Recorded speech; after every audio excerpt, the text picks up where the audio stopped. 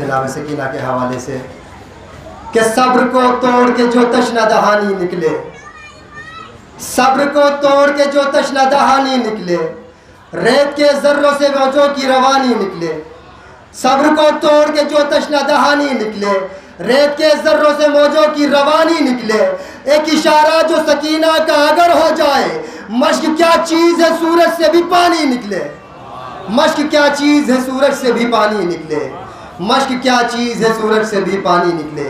آئیے حضرات انہی 4 مصروں کے زیر سائے میں دعوت دے رہا ہوں عالی جناب مولانا جمال حیدر قاسمی صاحب کو کہ وہ منبر پر تشریف لائیں اور اپنے بیان کے ذریعے مومنین کے اذہان و قلوب کو منور فرمائیں۔ آپ حضرات باواز بلند درود سے ان کا استقبال کریں اور محمد وآل محمد۔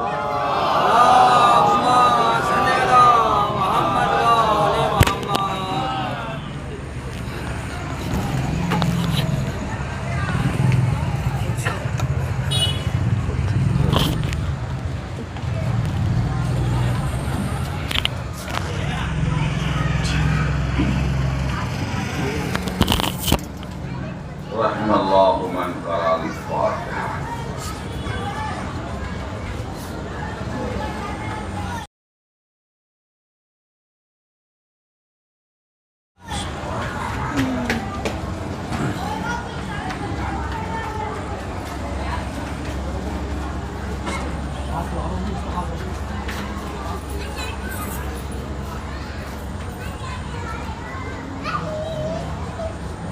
ما شاء اللہ لا حول ولا قوة الا باللہ العلی العظیم۔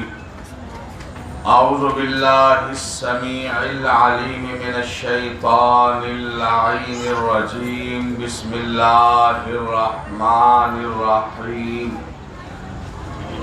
اعوذ باللہ من النار ومن غضب الجبار ومن شر الکفار۔ العزة للہ الواحد القہار۔ والصلاة والسلام والتحیۃ والإکرام علی سید اصل ما فی الوجود سر اللہ فی کل موجود نقطۃ دائرۃ الوجود صاحب اللواء الحمد والمقام المحمود الخاتم لما سبق والفاتح لمن غلق المعلن الحق بالحق ابی القاسم محمد۔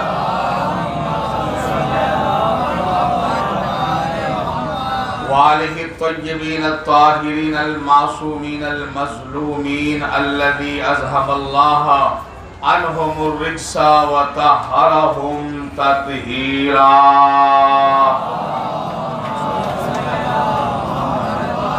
ولعنۃ اللہ علی اعدائہم اجمعین۔ اما بعد، قال اللہ تعالی فی کتابہ المبین وہو اصدق القائلین قولہ الحق۔ بسم اللہ الرحمن الرحیم۔ وَنَزَّلْنَا عَلَيْكَ الْكِتَابَ تِبْيَانًا لِكُلِّ شَيْءٍ هُدًى وَرَحْمَةً وَبُشْرَى لِلْمُسْلِمِينَ۔ صلوات پر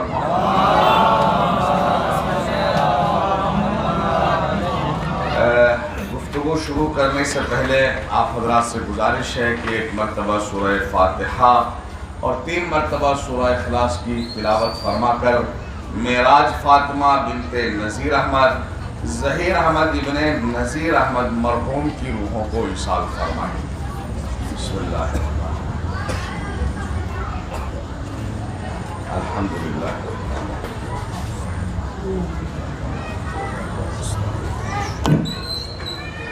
صراط المستقیم۔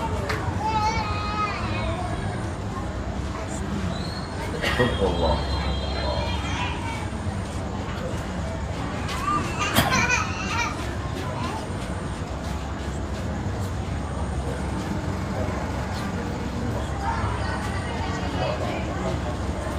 باواز بلند صلوات۔ اللہم صلی علی محمد و آل محمد۔ برادران عزیز، मुहिब्बान अहले बैत, मोमिनीन किराम, आज की गुफ्तगू का जो मौजू है वह कुरान और मोहम्मद मुस्तफ़ा, जिसे आप आसान लफ्ज़ों में कुरान और अहले बैत भी कह सकते हैं। और मैंने ये मौजू इसीलिए रखा कि अल्हम्दुलिल्लाह बिल्कुल ओपन जगह में, खुली जगह में आप हजरात मजलिस कर रहे हैं। बड़ी खुशी की बात है कि पैगाम अहले बैत और कुरान के पैगाम को दुनिया वालों तक और घर घर आप पहुंचा रहे हैं। परवरदिगार इसका अजर अता फरमाए। लेकिन बड़े अफसोस की बात ये भी होती है कि मजालिसों में शिया उलमा के ज़रिए इस कदर कुरान की फजीलत, कुरान की अज़मत बयान करने के बावजूद शियों पर इल्ज़ाम लगता है कि ये कुरान नहीं मानते या 40 पारा कुरान मानते हैं, जो सरासर गलत है।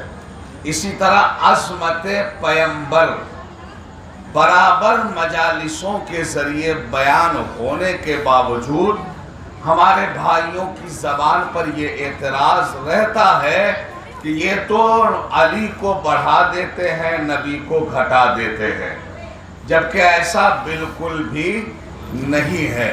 हम अली अली ज़्यादा करते ही इसलिए है ताकि हमें नबी की ताज़ीम करना आ जाए। सलावत पढ़े मोहम्मद वाले।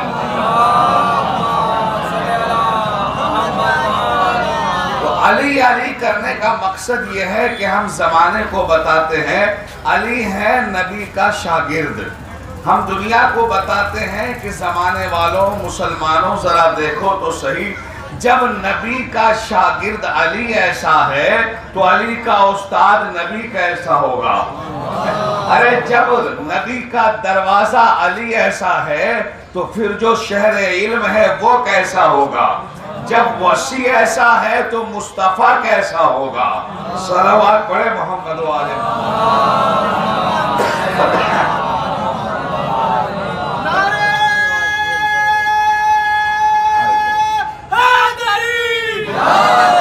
तो आइए आज तो एतराज भी ना रहे और हक भी अदा हो जाए और जमाने को पता चल जाए कि हम अली अली भी करते हैं, नबी नबी भी करते हैं, अल्लाह अल्लाह भी करते हैं और मौला मौला भी करते हैं। हम कुछ छोड़ते नहीं। अल्हम्दुलिल्लाह जिसका जो हक है वो हम अदा करते हैं, उन्हें वो देते हैं।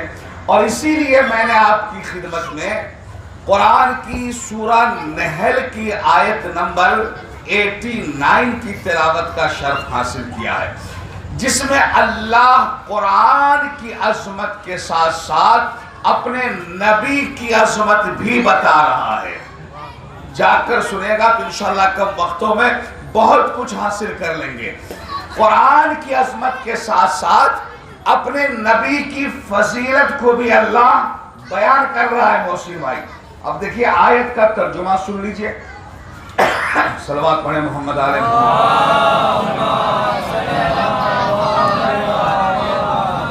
अल्लाह फरमा रहा है नज़्ज़लना अलैकल किताबा तिबयानन लिकुल्लि शै हुदन व रहमतन व बुशरा लिल मुस्लिमीन, कि हमने ये किताब ए मोहम्मद सल्लल्लाहु अलैहि वसल्लम आप पर नाजिल की है। तो देखिए किताब का नुज़ूल भी अल्लाह बता रहा है और किस पे नाजिल किया वो भी बता रहा है। नज़्ज़लना अलैका, ए हबीब ए मोहम्मद मुस्तफ़ा, हमने आप पर किताब नाजिल की। ये किताब है कैसी, परवरदिगार खुद बयान कर रहा है। तिबयानन लिकुल्लि शै, इस किताब में हर शय का मुफस्सल बयान है। किताब में हर शय का मुफस्सल बयान है। हुदन व रहमतन व बुशरा लिल मुस्लिमीन, ये किताब हिदायत भी है, ये बशारत भी है और खुशखबरी है तमाम मुस्लिमीन के लिए। सलावत तो पढ़ दीजिए मोहम्मद वाले।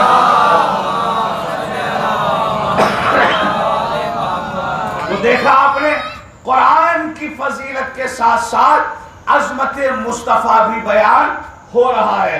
تو گویا کیوں نہ ایک فقرہ کہہ دوں، قرآن لمحہ لمحہ قصیدہ ہے، خواہ ہے محمد کا. قرآن لمحہ لمحہ قصیدہ خواہ ہے. بولیے، آپ لوگ تو شاعر ہیں ماشاءاللہ. قرآن لمحہ لمحہ قصیدہ خواہ ہے محمد کا. میں نے قرآن سے پوچھا میرے نبی کا چہرہ بتا. بھائی عظمت مصطفیٰ بیان کر رہا حضور. قرآن سے پوچھا میرے نبی کا چہرہ بتا. قرآن نے کہا والشمس وضحاها. میں نے کہا ذرا میرے نبی کی زلفیں بتا. قرآن نے کہا والضحا واللیل اذا سجا. میں نے کہا میرے نبی کے لب اور زبان بتا. قرآن نے کہا الم نجعل لہ عینین ولسانا وشفتین. میں نے کہا میرے نبی کا سینہ بتا. قرآن نے کہا الم نشرح لک صدرک. میں نے کہا میرے نبی کا ذکر بتا. قرآن نے کہا ورفعنا لک ذکرک. میں نے کہا میرے نبی کی نبوت بتا. قرآن نے کہا یا ایھا النبی. میں نے کہا میرے رسول کی رسالت بتا. قرآن نے کہا یا ایھا الرسول. صلوات پڑھے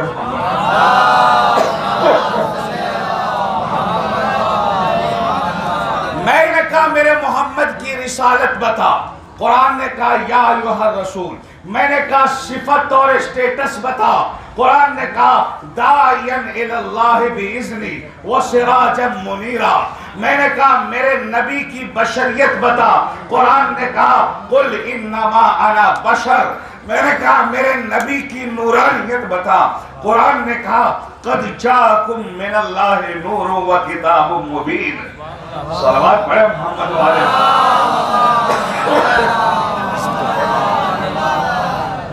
میں نے کہا میرے نبی کے اخلاق بتا. قرآن نے کہا انک لعلی خلق عظیم. میں نے کہا میرے نبی کی کردار بتا. قرآن نے کہا لقد کان لکم فی رسول اللہ اسوۃ حسنہ. میں نے کہا میرے نبی کی گفتار بتا. قرآن نے کہا ما ینطق عن الہوی ان هو الا وحی یوحی. میں نے کہا میرے نبی کی پرواز بتا. قرآن نے کہا قاب قوسین او ادنی. میں نے کہا میرے نبی کا سفر بتا. قرآن نے کہا سبحان الذی اسری بعبدہ لیلا من المسجد الحرام الى المسجد الاقصی. میں نے کہا میرے نبی کا گھر بتا. قرآن نے کہا فی بیوت اذن اللہ. میں نے کہا میرے نبی کا اہل بیت بتا. قرآن نے کہا یرید اللہ یطہرکم تطہیرا.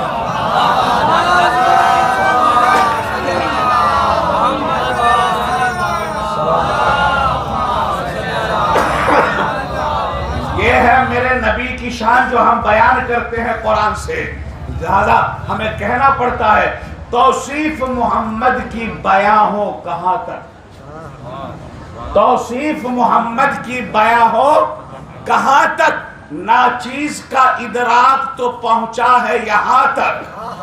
ناچیز کا ادراک تو پہنچا ہے یہاں تک. جبریل کے پر جلنے کے امکان ہے جہاں تک. نالین محمد کی رسائی ہے وہاں تک. جبریل کے پر جلنے کے امکان ہے جہاں تک. نالین محمد کی رسائی ہے وہاں تک. اب اس سے جو آگے ہے وہ پردے میں نہا ہے. لہجہ ہے علی کا تو خالق کی زبان ہے. لہجہ ہے علی کا تو خالق کی زبان ہے. صلوات پڑھ دے محمد.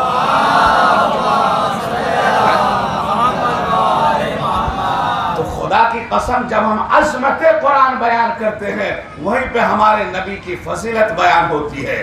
پھر سے ترجمہ سنیے اور ساتھ ساتھ سفر کیجئے گا اور میرے نبی کی عظمت کو بھی ملاحظہ فرمائے گا. اللہ کہہ رہا ہے نزلنا علیک الکتاب.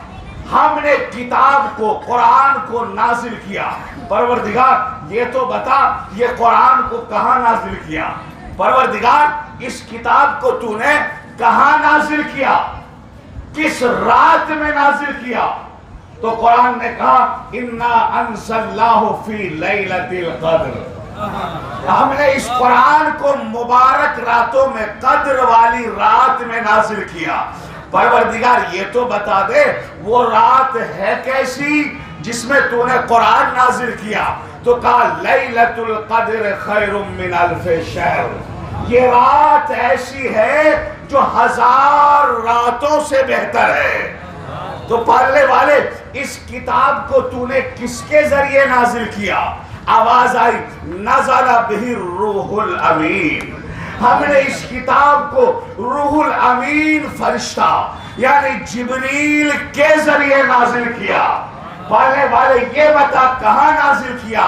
کہا والتین والزیتون وطور سینین لقد خلق وهذا البلد الامین، ہم نے اس کتاب کو شہر مکہ میں بھی نازل کیا، مدینہ میں بھی نازل کیا، ہواؤں میں بھی نازل کیا، خلاؤں میں بھی نازل کیا، غار حرا میں بھی نازل کیا، غار ثور میں بھی نازل کیا۔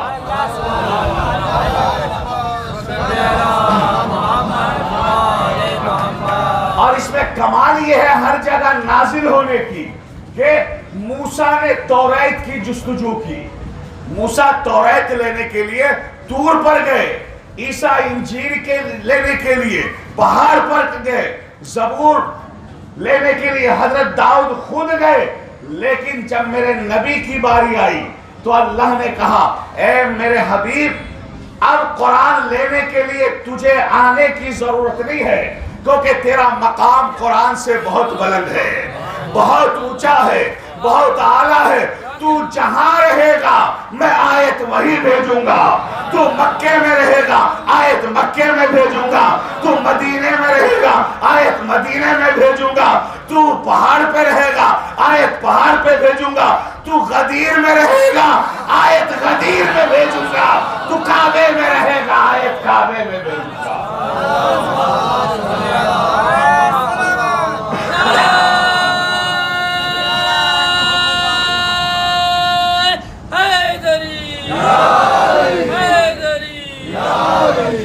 امام زمانہ بلند ترین صلوات۔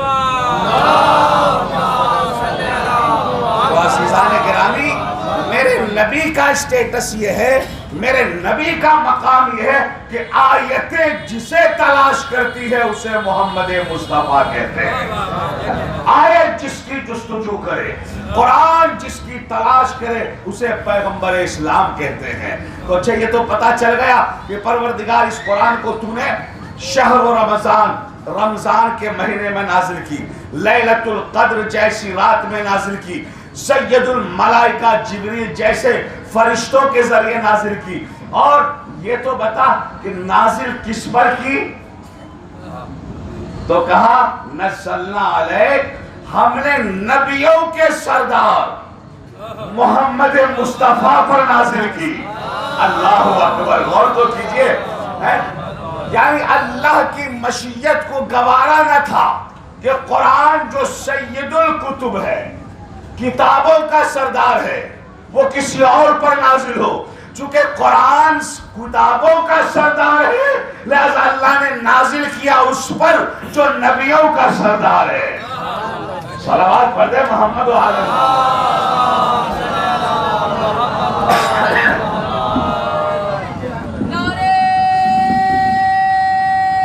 حیدری حیدری محمد والے محمد صلوات۔ تو ہم نے جبریل کے ذریعے نازل کیا، کس پہ نازل کیا؟ نبیوں کے سردار پہ نازل کیا۔ اچھا پالنے والے، اب یہ بتا تو نے جو ہمارے پیغمبر اپنے حبیب محمد احمد حامد مصطفیٰ صلی اللہ علیہ وآلہ وسلم پر قرآن نازل کیا تو محمد کے جسم کے کس حصے پہ نازل کیا؟ جاگیے خدا کی قسم، لا رہا ہوں نتیجے کی طرح، کس حصے پر نازل کیا؟ کیا سینے پہ نازل کیا؟ کندھے پہ نازل کیا؟ دل پہ قرآن نازل کیا؟ کمر پہ نازل کیا؟ یا کسی اور مقام پہ نازل کیا؟ تو قرآن آواز دے رہا ہے علی قلبک، ہم نے اس قرآن کو محمد مصطفیٰ کے دل پہ نازل کیا. اللہ اکبر. کہاں نازل کیا ہم نے؟ نہ دماغ پہ، نہ کندھے پہ، نہ سینے پہ. اللہ کیا کہہ رہا؟ علی قلبک. ہم نے محمد کے قلب پہ، دل پہ نازل کیا ہے. اب اللہ جانے میرے سامعین کہاں بیٹھے ہیں. دیکھیں میں قرآن اور محمد مصطفیٰ ساتھ ساتھ لے کر چل رہا ہوں عزیزو. اللہ کہہ رہا میں نے قرآن کو محمد کے دل پہ نازل کیا. اب آئیے اس قرآن کے بارے میں خود قرآن سے پوچھتے ہیں کہ قرآن کا اسٹیٹس کیا ہے، قرآن کی عظمت کیا ہے، قرآن کی شان کیا ہے، قرآن کا مقام و مرتبہ کیا ہے. تو قرآن خود اپنے بارے میں کہتا ہے لو انزلنا ھذا القرآن علی جبل لرأیتہ خاشعا متصدعا من خشیۃ اللہ. اگر ہم اس قرآن کو کسی پہاڑ پہ نازل کر دیتے تو تو دیکھتا کہ نازل ہونے کی وجہ سے پہاڑ بھی ریزہ ریزہ ہو جاتا، ٹکڑے ٹکڑے ہو جاتا، پہاڑ لرزنے لگتا. اللہ اکبر. حالانکہ پہاڑ کوئی معمولی چیز ہے حضور. مولانا محسن صاحب، پہاڑ استقلال کی علامت، پہاڑ مضبوطی کی علامت، جسے نہ آندھی ہلا سکے، نہ طوفان ڈگمگا سکے، نہ ہوائیں اسے جھٹکا دے سکے. تو جسے آندھی نہ ہلا سکے، جس پہاڑ کو طوفان نہ ہلا سکے، اگر اس پہ قرآن نازل ہو جائے تو وہ پہاڑ ریزہ ریزہ ہو جائے، لرزنے لگے، کانپنے لگے، ٹکڑے ٹکڑے ہو جائے. تو سوچو جس قرآن کو پہاڑ جیسا استقلال شے اٹھا نہ سکا، اس قرآن کو میرے محمد کے دل نے اٹھا لیا. اللہ اکبر. کہاں بیٹھے ہیں خدا کی قسم. صلوات پڑھے نا محمد و آل محمد.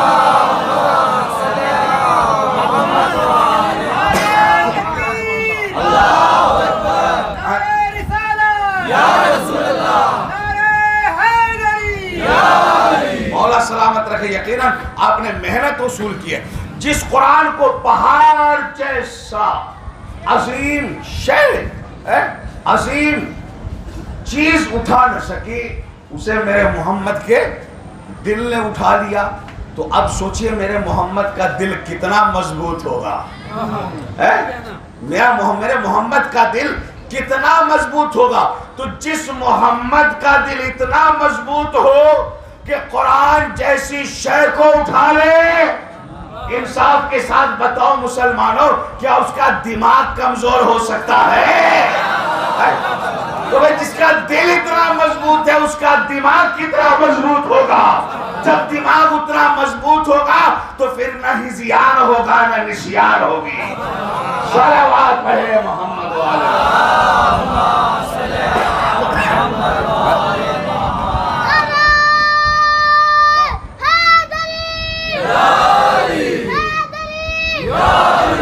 تو قرآن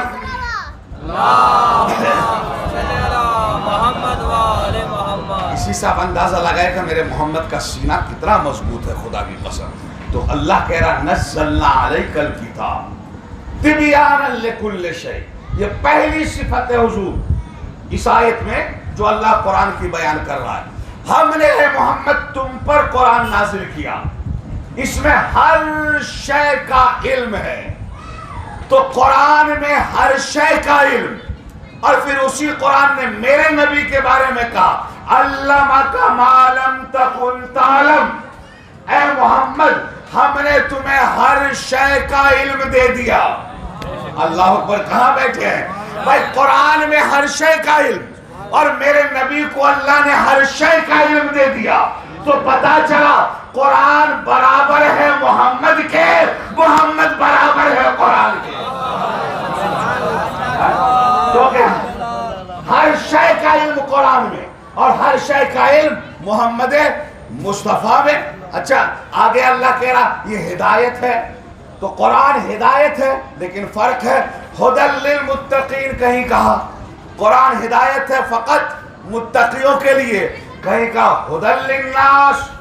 قرآن ہدایت ہے سارے انسانوں کے لیے لیکن جب میرے نبی کی باری آئی تو کہا ہادین اللہ، میرا نبی کل عالمین کو اللہ کی طرف بلاتا ہے، یہ عالمین کی ہدایت کرتا ہے۔ تو قرآن فقط انسانوں کی ہدایت کرتا ہے، محمد مصطفیٰ کل عالمین کی ہدایت کرتا ہے۔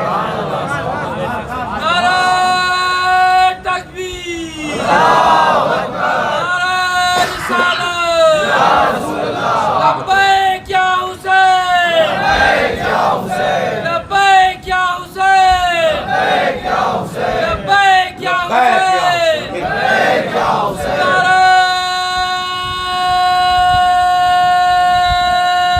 حیدری، آواز بلند، نعرہ صلوات،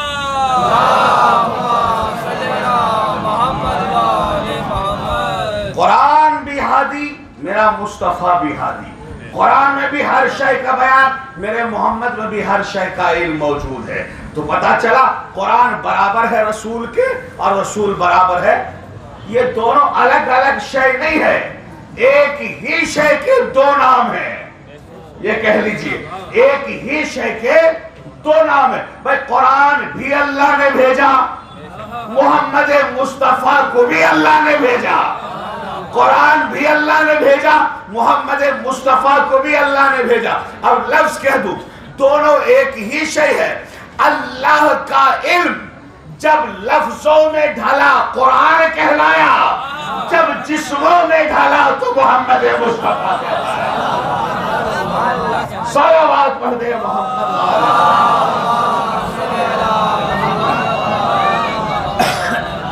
اچھا اب آگے بڑھتے ہیں۔ قرآن کا ایک اسٹیٹس اور بڑی آسان گفتگو ہے، بچے بھی سمجھ رہے ہوں گے۔ قرآن کے بارے میں خود قرآن کہتا ہے ذالک الکتاب لا ریب فیہ، یہ قرآن وہ مقدس کتاب ہے جس میں نہ شک کی گنجائش ہے نہ کسی شبہ کی گنجائش ہے، اس میں کوئی عیب نہیں، کوئی ریب نہیں۔ تو عزیزو انصاف کے ساتھ بتائیے قرآن میں کوئی عیب ہے؟ نہیں ہے۔ کوئی ریب ہے؟ نہیں ہے۔ کوئی شک کر سکتا ہے؟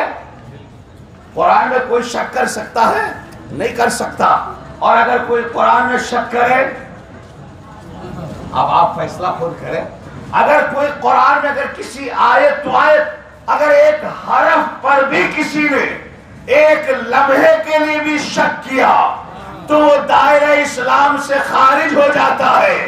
تو بھائی جو قرآن پہ شک کرے وہ تو اسلام سے خارج ہو جاتا ہے، اور جو نبی پہ شک کرے صلوات پڑھے محمد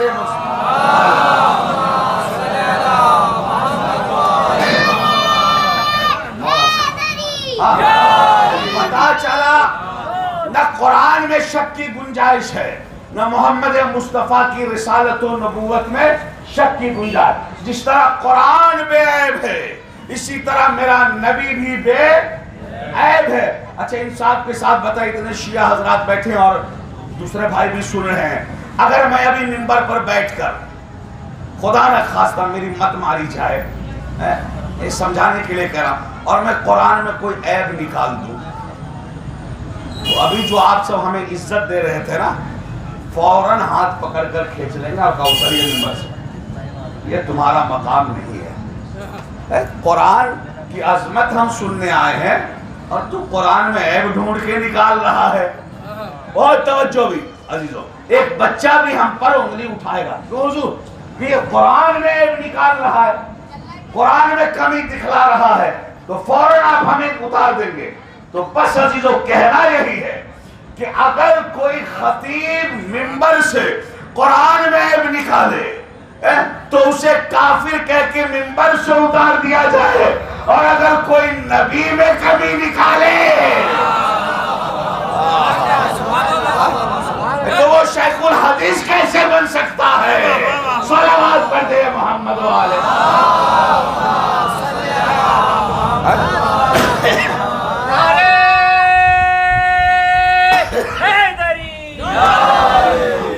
کہنا یہ ہے عزیزو، جس کے دل میں نبی کی محبت ہے، نبی کی عظمت ہے، اس کے پیروں کی جوتی میرے سر کا تاج ہے، اور جس کے دل میں نبی کا احترام نہیں، اس کے سر کا تاج بھی ہمارے ٹھوکروں میں ہے۔ ہم اس کا، ہمارے یہاں عزت کا معیار محمد و آل محمد ہے۔ صلوات پڑھے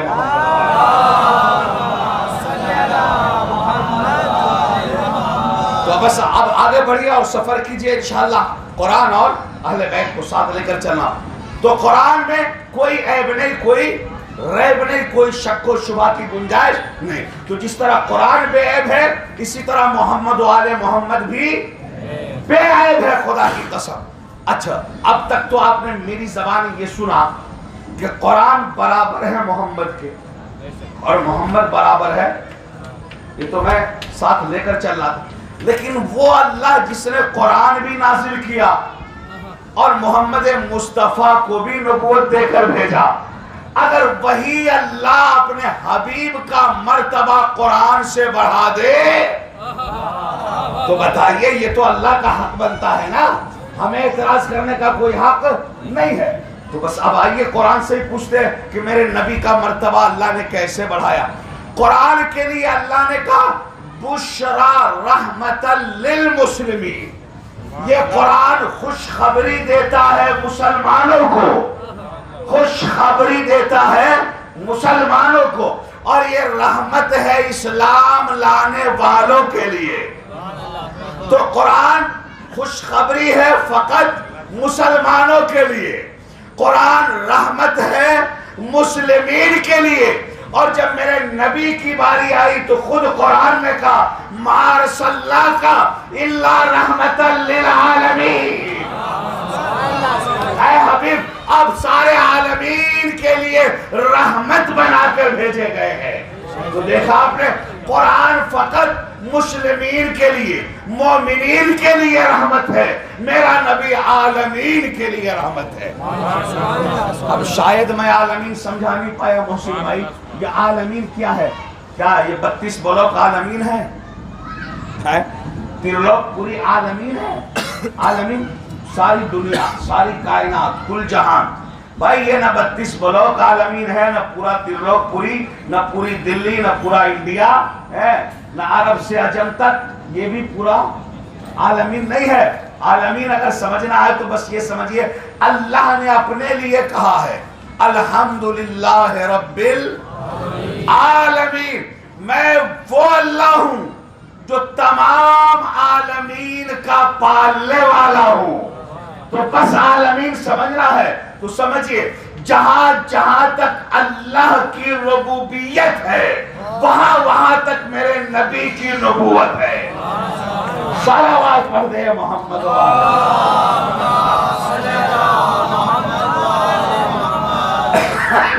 میرے نبی کا مقام تو اتنا بلند ہے خدا کی قسم، لہذا یہ قرآن صامت ہے اور محمد مصطفیٰ ناطق ہے، یہ چلتا پھرتا ہدایت کرنے والے ہیں۔ اب آگے بڑھیے، لوگ کہتے ہیں کہ محمد ہم جیسا، سنا ہوگا آپ نے، بھائی ہماری طرح وہ بھی تو انسان ہی ہے، فقط فرق اتنا ہے کہ وہ نبی ہے اور ہم نبی، حالانکہ یہی فرق بہت بڑا فرق ہے، لیکن کیا کیجئے گا، انسانی ذہنوں کا کہتے ہیں محمد ہم جیسا۔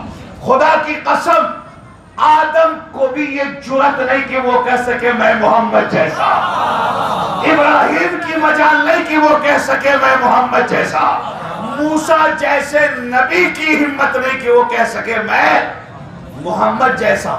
تو جب کم 1,24,000 انبیاء اپنے کو محمد جیسا کہنے کی جرأت نہیں رکھتے تو مسلمانوں تمہیں یہ جرأت کیسے ہو گئی کہ تم اپنے کو محمد جیسا کہو؟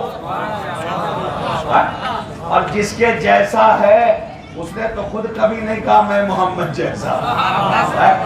بھائی نبی نے ہزاروں مرتبہ کہا حسین منی وانا من الحسین، حسین مجھ جیسا میں حسین جیسا، حسین مجھ سے میں حسین سے، علی منی وانا من، میں علی سے ہوں علی مجھ سے ہے، میں فاطمہ سے ہوں فاطمہ مجھ سے۔ تو اپنے جیسا تو انہیں بتایا، میں اس سے یہ مجھ سے، لیکن انہوں نے کبھی نہیں کہا میں رسول جیسا۔ صلوات پڑھے محمد والے. عرض کیا تھا ابراہیم جیسا نبی دعویٰ نہیں کر سکتے میں محمد جیسا. تو چھوٹی سی دلیل آپ سنتے رہتے ہیں. ابراہیم نے کہا تھا نا پروردگار دکھا کہ تو مردوں کو جلاتا کیسے ہے. اللہ نے کہا اولم تؤمن، ابراہیم کیا تمہارا ایمان نہیں ہے اس پر کہ میں مردے کو زندہ کروں گا؟ ابراہیم نے کہا بلا ولکن لیطمئن قلبی، پروردگار ایمان تو ہے پر دل کا اطمینان چاہتا ہوں، اطمینان چاہتا ہوں. بھائی یہ ابراہیم نبی ہے، جو نبی اللہ ہے، رسول اللہ ہے، حجت اللہ ہے، خلیل اللہ ہے، معصوم ہے اور اپنے دور کے انسانوں کے امام بھی ہیں، پھر بھی اطمینان چاہ رہے ہیں. کیا چاہ رہے ہیں؟ جاگیے میری طرف دیکھیے. اطمینان اور میرے نبی کا شاگرد ہے علی. وہ کہتے ہیں کہ اگر زمین و آسمان کے پردے ہٹا دیے جائیں تو میرے ایمان میں اضافہ نہیں ہو سکتا. تو جب علی کے اطمینان کا مقابلہ ابراہیم نہ کر سکے تو محمد کا مقابلہ کیسے کر سکتے ہیں؟ صلوات پڑھ دے محمد والے. تو کہا اطمینان چاہتا ہوں. تو اللہ نے کہا اطمینان کے لیے بس ایک نقطے کے لیے مجھے سنانا پڑا. اللہ نے کہا 4 پرندے پکڑ، اس کا قیمہ کر اور اس کی گوشت کو 4 پہاڑوں پہ، الگ الگ پہاڑوں پہ رکھ دے اور پھر تو ان مردہ جانور کو بلا. محسن بھائی مردہ جانور کو بلا. اللہ کہہ رہا قیمہ کر کے اس کی بوٹیوں کو الگ الگ پہاڑ پہ رکھ کے پھر بولا. پالنے والے کیا مردے بھی سنتے ہیں؟ کہا جمال حیدر میں تمہارے عقیدے کی مضبوطی تائید کر رہا ہوں. اگر مردے نہ سنتے تو کبھی بھی تم اپنی قبروں میں اپنے مردے کا شانہ ہلا کے اسماعی فہم کی تاکید نہ کرتے. یہ تو اپنا نصیبہ ہے بھائی. کسی کا زندہ نہیں سنتا، ہمارے مردے بھی سنا کرتے ہیں.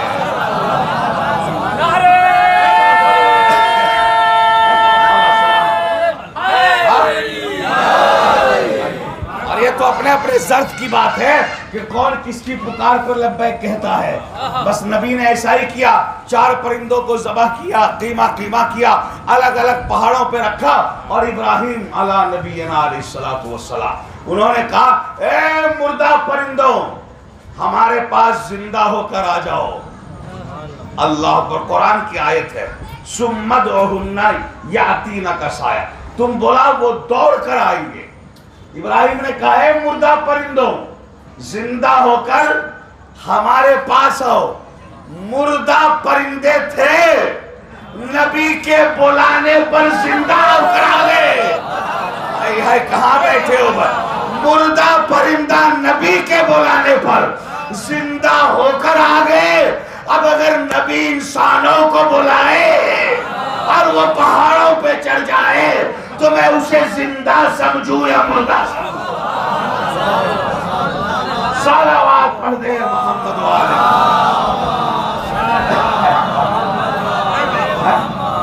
نبی کی پکار پہ تو پرندے بھی زندہ ہو کر آئے. اگر انسان نہ آئے نبی کی پکار پہ تو سمجھو بظاہر زندہ ہے، حقیقت میں وہ مردہ ہے. اچھا تو آپ نے دیکھا ابراہیم کو یقین کب آیا؟ جب انہوں نے پرندے کو ٹکڑا کر کے اور پھر بلایا اور زندہ ہو کر آگے. اب ابراہیم کے بعد ایک اور نبی ہے، نام ہے ان کا حضرت موسیٰ. بہت اہم نقطے کی طرف لا رہا ہوں. جناب موسیٰ دعا کرتے ہیں رب اشرح لی صدری ویسر لی امری واحلل عقدۃ من لسانی یفقہوا قولی واجعل لی وزیرا من اہلی ہارون اخی اشدد بہ اذری.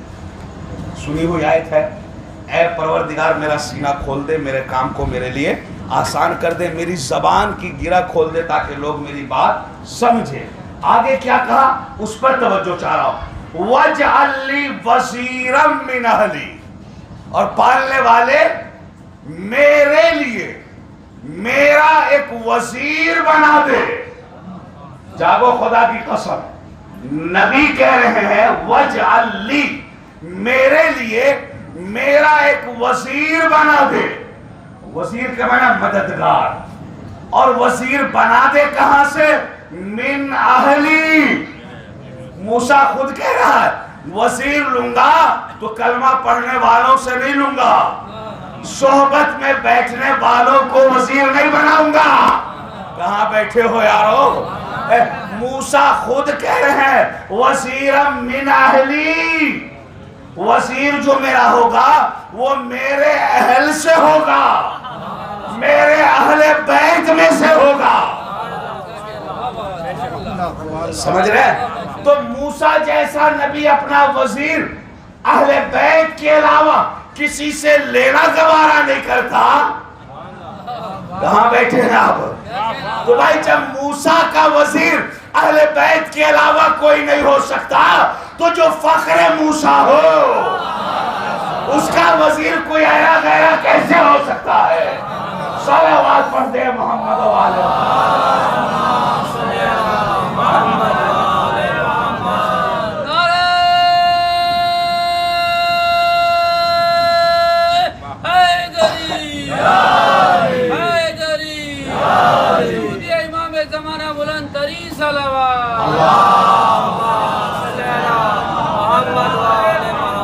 میں نے بہت بڑا عقیدے کا مسئلہ عقیدہ سلجھایا ہے, بہت بڑا عقیدہ.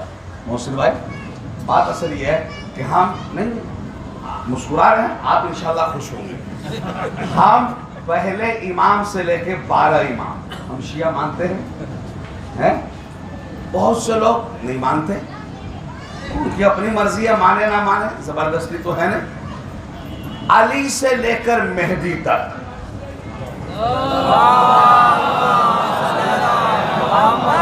یہ سب کے سب جو ہیں اہل بیت ہیں, ہے نا.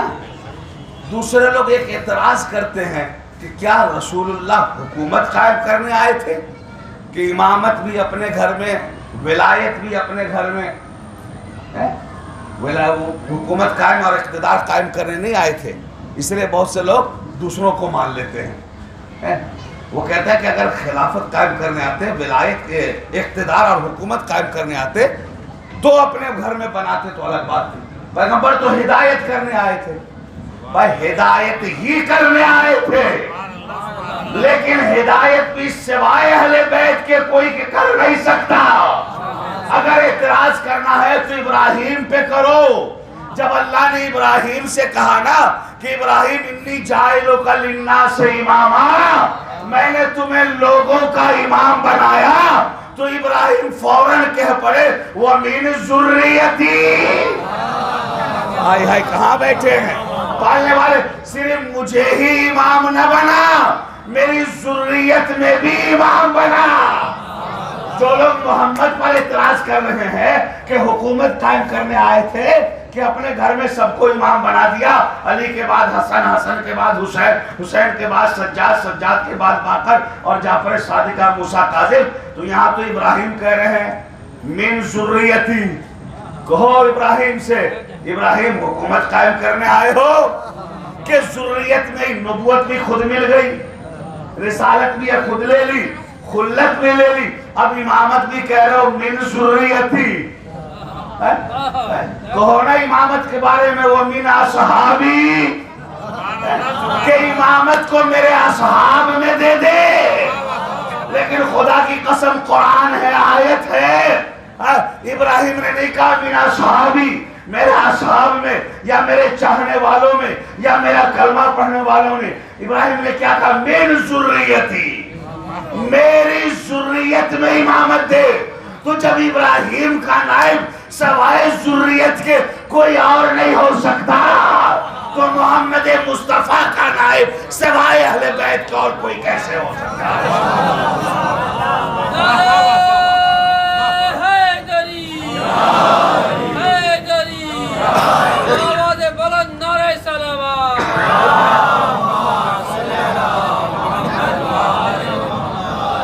بات کوئی فرقہ واریت کی نہیں ہے، نہ مناظرے کی ہے، نہ کسی پر طنز ہے، مجھے تو اپنا عقیدہ بیان کرنا ہے۔ اور میں نے 2 نبیوں کی بات کہی، ابراہیم نبی کا من ذریتی، امامت میری ذریت میں، اور موسیٰ نے کیا کہا؟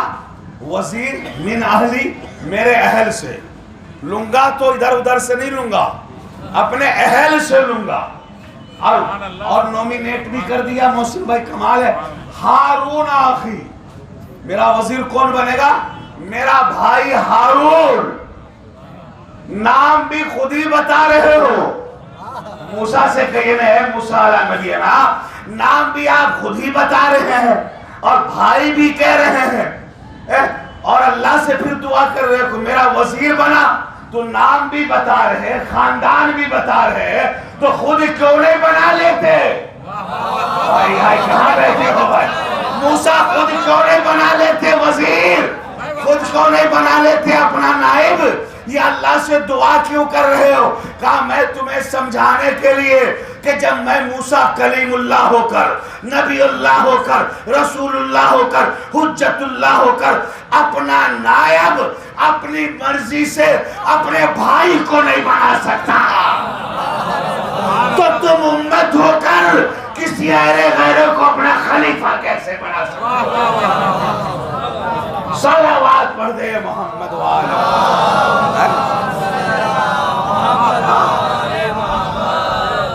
میں اللہ سے درخواست کر سکتا ہوں، بنا نہیں سکتا، بنائے گا کون؟ اللہ بنائے گا۔ بس جب کہا تو اللہ نے کہا ٹھیک ہے، میں نے ہارون کو تیرا وزیر بنا دیا۔ اب جہاں جہاں موسیٰ کا نام آتا ہے قرآن میں، بڑھئے حضور وہاں ہارون کا نام ہے، سلام علی موسیٰ و ہارون، ایک آیت سورہ صافات میں ہے، سلام ہو موسیٰ پر بھی اور ہارون پر بھی، ٹھیک ہے؟ تو اب اللہ نے موسیٰ کو ہارون جیسا وزیر دیا، تو کیا محمد مصطفیٰ کو ایسے ہی چھوڑ دے گا؟ آئی جاگو، خدا کی قسم آ گئے نا، اب انہیں بھی تو ضرورت ہوگی نائب کی، خلیفہ کی، وزیر کی۔ اب سورہ فرقان سنیے، اور فرقان کے معنی حق اور باطل میں جدائی ڈال دینا، حق اور باطل کو سمجھنا۔ اللہ کہہ رہا یوم یعض الظالم علی یدی یقول یا لیتنی اتخذت مع الرسول سبیلا۔ کیا قیامت کی آیت ہے، خدا کی قسم، اگر مسلمان ان آیت پر غور کر لینا تو فرقہ بازی ختم ہو جائے۔ لیکن کیا کیا جائے، لوگ تلاوت تو کرتے ہیں، ہدایت حاصل نہیں کرتے۔ قرآن فقط تلاوتوں کے لیے نہیں ہے، ہدایتوں کے لیے ہے۔ اور سنیے اللہ کیا کہہ رہا، میدان محشر میں یوم یعض الظالم، ایک ظالم اپنا ہاتھ کاٹے گا۔ یہ ہاتھ جو ہے نا افسوس کے مارے کاٹا جائے، کبھی کبھی لوگ انگلی کاٹ لیتے ہیں۔ اللہ کہہ رہا قیامت کے دن ایک ظالم ہاتھ کاٹے گا اور کہے گا کاش میں نے دنیا میں رسول کے ساتھ ساتھ سبیل کو بھی مانا ہوتا۔ کہاں بیٹھے ہوئے ہیں؟ کمال یہ ہے کہ یہاں اللہ نے نام نہیں لیا لیکن صفت رکھ دی۔ اللہ کا کمال یہ، وہ جسے ہدایت دینا چاہے اشاروں میں ہدایت دیتا۔ یا لیتنی اتخذت مع الرسول سبیلا، کاش میں نے رسول کے ساتھ سبیل کو بھی مانا ہوتا۔ سبیل کون ہے ہمیں بتانے کی ضرورت نہیں ہے کہ سبیل کون ہے، لیکن اگر دنیا میں دیکھنا ہو تو یہ دیکھ لو کہ سبیلیں لگاتا کون ہے اور ان سبیلوں کا دشمن کون ہے۔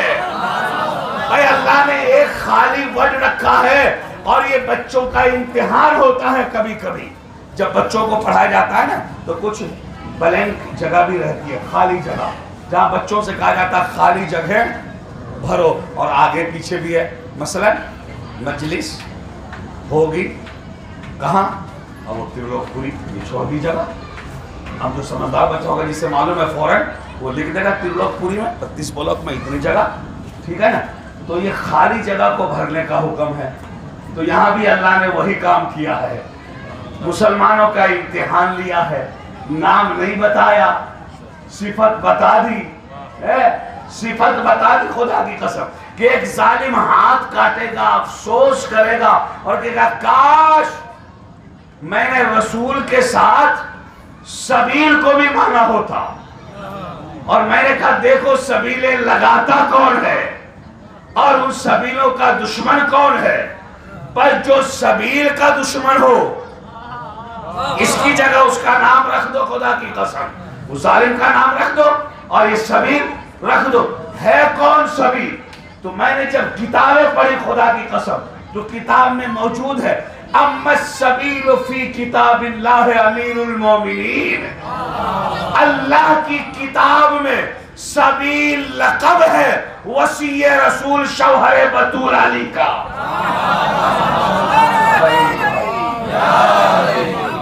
سبیل لقب ہے مولائے کائنات کا.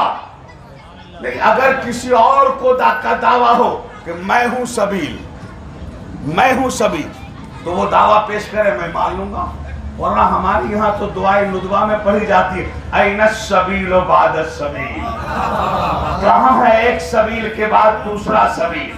تو پتہ چلا سبیل ہے علی. اب قیامت کے دن اب پتہ چلا وہ ظالم ہاتھ کاٹے گا اور کہے گا کاش میں نے دنیا میں رسول کے ساتھ ساتھ علی کو بھی مانا ہوتا. لوگوں ہم سے پوچھتے ہو کہ یہ علی ولی اللہ کہاں ہے کلمے میں. تم تو لا الہ الا اللہ محمد رسول اللہ پڑھ کر خاموش ہو جاتے ہو اور پوچھتے ہو علی ولی اللہ کہاں. اسی آیت میں ہے جہاں ظالم کہے گا، سورہ فرقان کی اسی آیت میں 26 سے لے کے 30 تک جا کر دیکھ لیجئے، کہا کاش میں نے سبیل کو مانا ہوتا. اور سبیل ہے علی کا لقب. تو وہ کہے گا کاش میں نے رسول کے ساتھ ساتھ علی کو بھی مانا ہوتا. اچھا سبیل کے معنی ہے راستہ. سبیل کے معنی کیا ہے؟ یہاں مراد علی ہے، لیکن علی کو سبیل کیوں کہا گیا یہ بھی تھوڑا سمجھ لیجئے تو آپ کو لطف زیادہ آئے گا. علی کو سبیل کیوں کہا گیا؟ کیونکہ سبیل کے معنی ہے راستہ، اور علی ہی وہ راستہ ہے جس پہ چل کر خدا کو پایا جا سکتا ہے. اللہ اکبر، صلوات پڑھ دے محمد و آل محمد.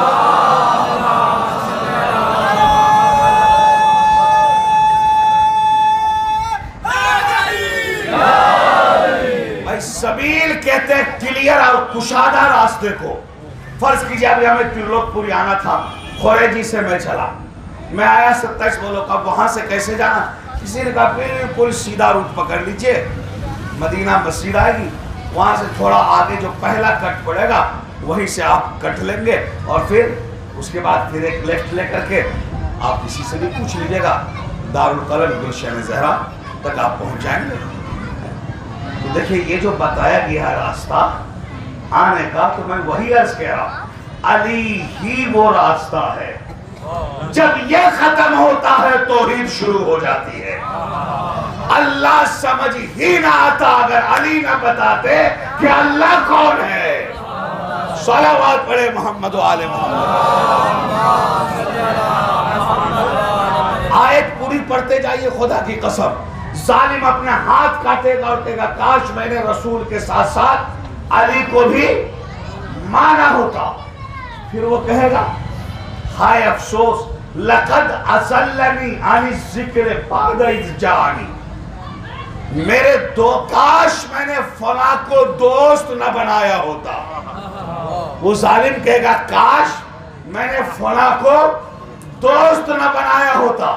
کیوں دوست نہ بنایا ہوتا؟ کیا نقصان پہنچایا اسے اس کے دوست نے؟ کہا اس سے زیادہ اور کیا نقصان پہنچائے گا میرا وہ ظالم دوست کہ ذکر میرے پاس چل کر آیا، اس نے مجھے ذکر سے بھٹکا دیا. اللہ اکبر. لقد اضلنی عن الذکر بعد اذ جاءنی، ذکر میرے پاس چل کر آیا اور اس ظالم دوست نے مجھے ذکر سے بھٹکا دیا. تو اب تو یہاں دوسری صفت بیان ہو گئی، ذکر سے بھٹکا دیا. اور یہ بھی بتانے کی ضرورت ہے کہ ذکر ہے کون. بھائی 1,24,000 صحابہ کرام میں نبی نے کسی کے ذکر کو عبادت نہیں کہا سوائے علی کے ذکر کے. ذکر علی عبادت، علی کا ذکر عبادت ہے.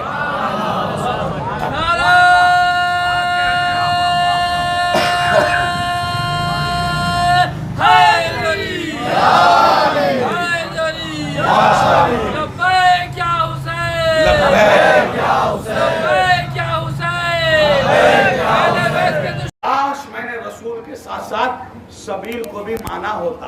ابھی بات ختم نہیں ہوئی ہے. سورہ فرقان میں آیت جاری ہے.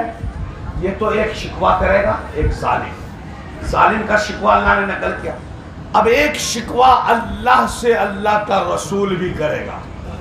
اور بالکل جہاں یہ آیت ختم ہوتی ہے وہیں سے آیت شروع ہوتی ہے.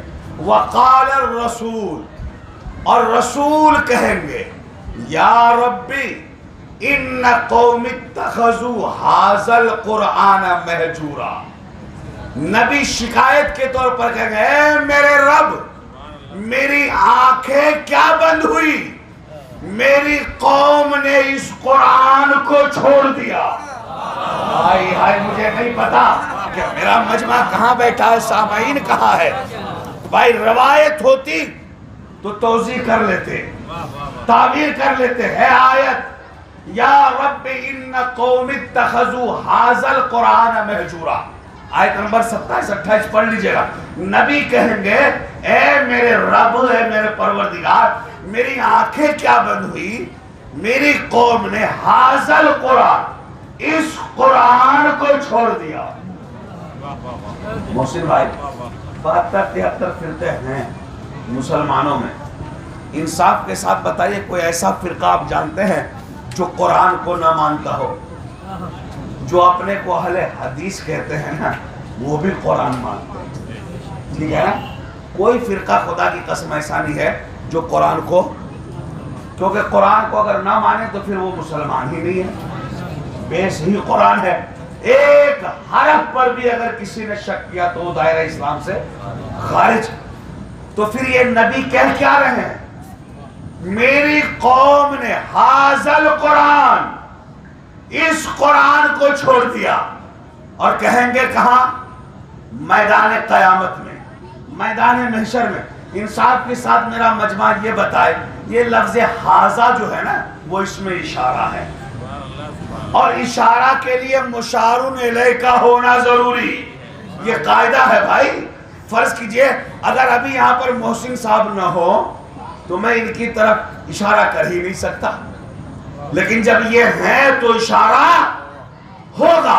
تو یہ جو نبی کہہ رہے ہیں ھذا القرآن، پروردگار میری قوم نے اس قرآن کو چھوڑا، اس قرآن کو تو کیا سمجھ رہے ہیں میرے سامنے؟ کیا وہاں بھی پیغمبر میدان محشر میں کوئی نسخہ ہوگا؟ یا یہ قرآن وہاں پہ رحل پہ موجود ہوگا؟ نہیں بھائی، خدا کی قسم وقت نہیں ہے. قیامت آنے سے پہلے قرآن کے سارے حروف اٹھا لیے جائیں گے. یہ بھی علامات قیامت میں سے. سمجھ رہے کیا؟ حروف اٹھا لیے جائیں گے، بس خالی پیج رہ جائے گا صفحہ. تو قرآن تو اٹھا لیا جائے گا. تو وہاں محشر میں کون سا قرآن ہے کہ نبی شکایت کر رہے ہیں پروردگار میری آنکھیں کیا بند ہوئی، میری امت نے اس قرآن کو چھوڑ دیا. ھذا القرآن، اور لفظ رکھا ہے ھذا القرآن، اس قرآن کو چھوڑ دیا. تو اگر محشر کے ھذا کو سمجھنا ہو تو پہلے غدیر کے ھذا کو سمجھو. ھذا کا تعلق فقط ایک ذات علی سے ہے. اگر سمجھنا ہے کہ پیغمبر نے محشر میں ھذا القرآن، اس قرآن کو، یہ ھذا کون سا ھذا ہے، تو غدیر میں دیکھو پیغمبر نے ھذا کہہ کے اشارہ کدھر کیا؟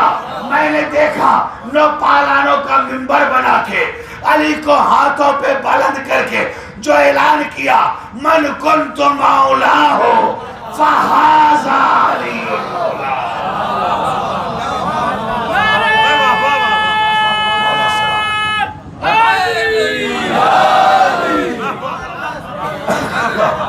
صلوات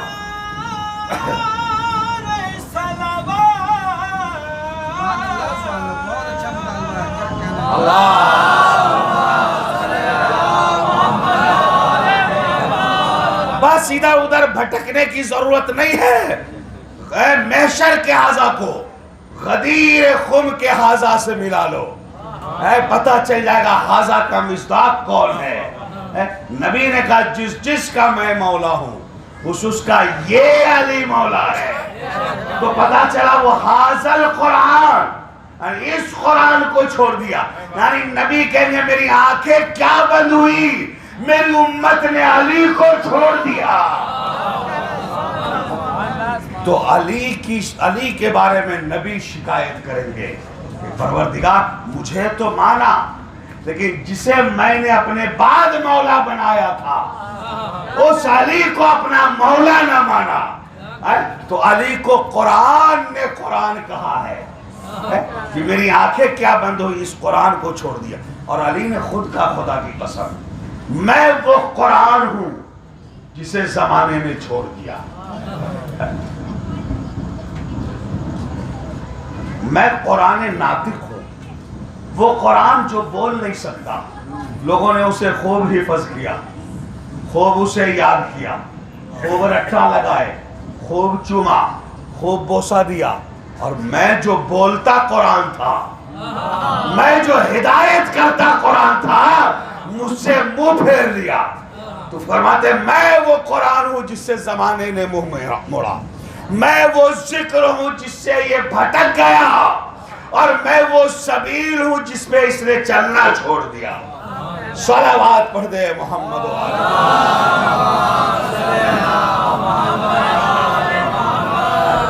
تو عزیزوں ابھی سے وقت ہے، علی کو مان لو، علی کا دامن پکڑ لو. علی خدا کے ولی ہیں، نبی کے ساتھ ساتھ علی کو مان لو، بھلا اسی میں. ورنہ کل کہنا پڑے گا کاش میں نے نبی کے ساتھ علی کو بھی مانا ہوتا. اور اس دن کا پچھتاوا کوئی کام نہیں آئے گا. صلوات پڑھ لے محمد.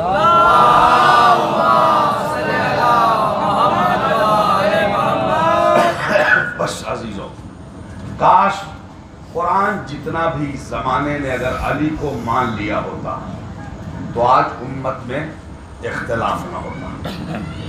علی کو نہ ماننے کی وجہ سے ہی آج مسلمانوں میں اختلاف ہے. علی ہی اتحاد کا سبب ہے، علی اتفاق کا ذریعہ ہے. اگر آج بھی زمانہ علی کو مان لے تو فرقہ بندی ختم ہو جائے. کیونکہ علی کو نہ ماننے کی وجہ سے نہ ولایت سمجھ میں آئی، نہ خلافت سمجھ میں آئی، نہ امامت سمجھ میں آئی. اور یہی وجہ ہے کہ کربلا واقع ہوئی.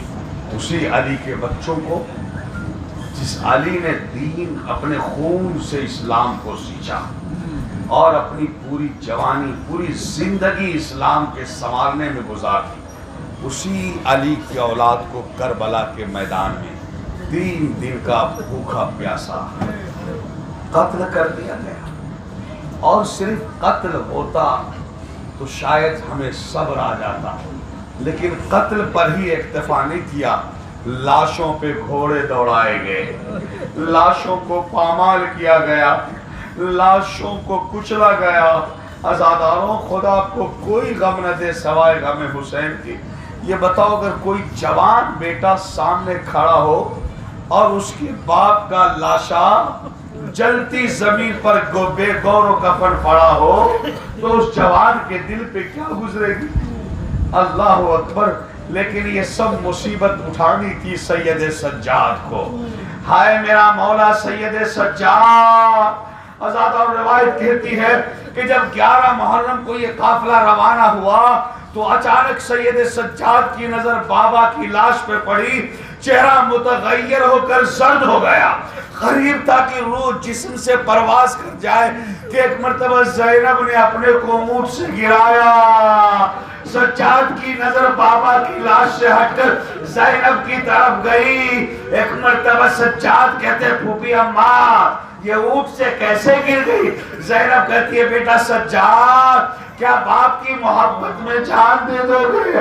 عزادارو سجاد تڑپ کر کہتے پھوپھی اماں ذرا انصاف تو کر، ارے وہ جوان بیٹا کیسے یہ منظر دیکھے جس کے باپ کا لاشا کربلا کی جلتی زمین پہ پڑا ہو، بیٹا اتنا مجبور ہو کہ نہ کفن دے سکے نہ دفن کر سکے۔ جزاک اللہ خیر جزاک۔ تصور کرو عزادار، ہم روتے اسی لیے ہیں قتل کرنے پر ظالموں نے اکتفا نہیں کیا، شہادت پر نہیں روتے، زمانہ سمجھ لے ہم مصیبتوں پر روتے ہیں۔ کون سی شریعت میں ہے، کون سی انسانیت اور آدمیت ہے کہ قتل کرنے کے بعد لاشوں پر گھوڑے دوڑاؤ، لاشوں کو پامال کیا جائے؟ بتائیے، بس یہ ظلم تو علی کے بیٹوں پر ہوا ہے نا، یہ ظلم اولاد علی پہ ہوا ہے۔ اللہ دارو روایت میں ہے کہ ایک ظالم آ کر کے کہتا ہے ابن زیاد سے، ابن زیاد مجھے سب سے زیادہ انعام چاہیے۔ کہا تجھے انعام کیوں چاہیے؟ کہا اس لیے کہ میں نے حسین کی لاش کو سب سے زیادہ پامال کیا ہے۔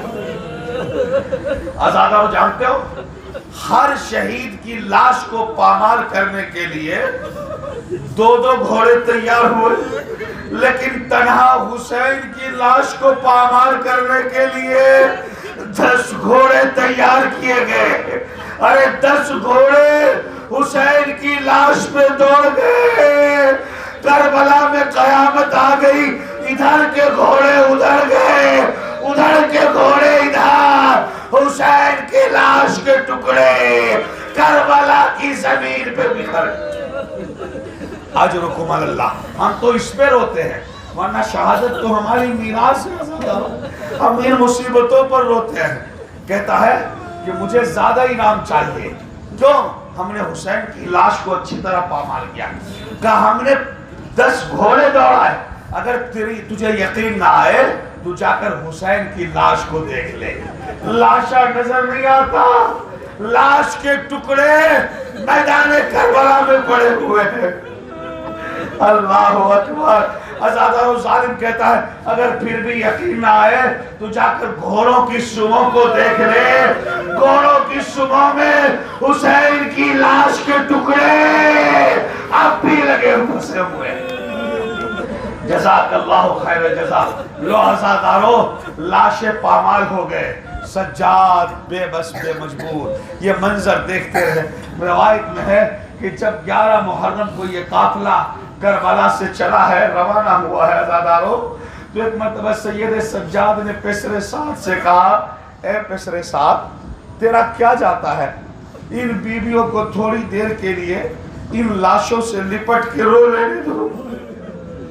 عزادارو سنو گے، یہ سننا تھا کہ پسر سعد نے اجازت دے دی، ٹھیک ہے تھوڑی دیر کے لیے رو لو۔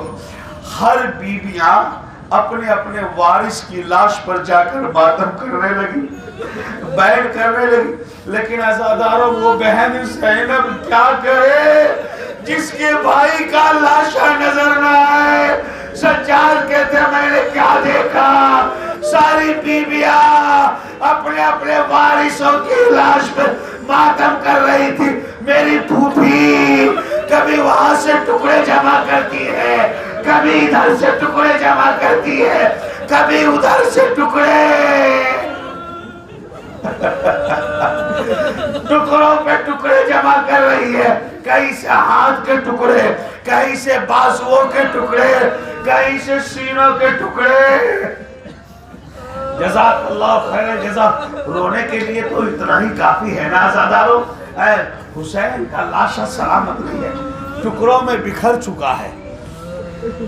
روایت کہتی ہے ایک مرتبہ شمر آگے بڑھا اور آگے بڑھنے کے بعد کہا بیویوں اب یہاں سے چلو، یہ قافلہ روانہ ہو رہا ہے۔ تاریخ کہتی ہے بیویوں نے کوئی توجہ نہیں دی، جب کوئی توجہ نہیں دی نا تو ایک مرتبہ شمر نے سجاد کی پشت پہ تازیانہ مارنا شروع کیا۔